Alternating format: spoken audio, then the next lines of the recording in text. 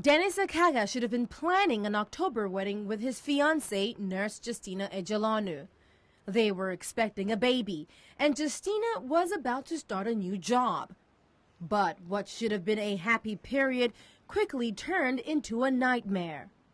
Justina died after treating Ebola-infected Liberian-American Patrick Sawyer, who brought the virus from Monrovia on her first day on the job. And Dennis, well, he tested positive. I was always saying to myself, I'm not going to die. I wasn't going to die. I have always been positive about myself. Dennis tended to Justina in the late stages of the illness, marked by vomiting, diarrhea, and bleeding, before she was taken to the treatment center. Where Justina and the other persons were kept was actually not good. In fact, the facility was not okay, there was no water. At some point, Justina was begging for water, but presently it's a better place. I can attest to that fact. It's a better. He spent a few days in a treatment center before being discharged, monitored, and declared Ebola-free, something he calls a miracle.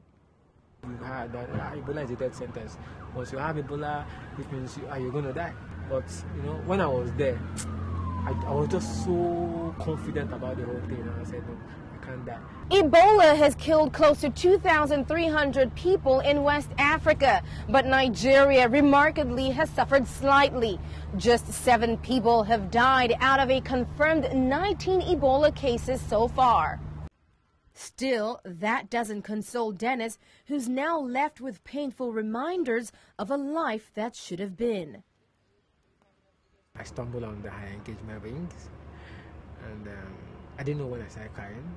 If you come to my house now, you see her pictures everywhere. You think she's still alive.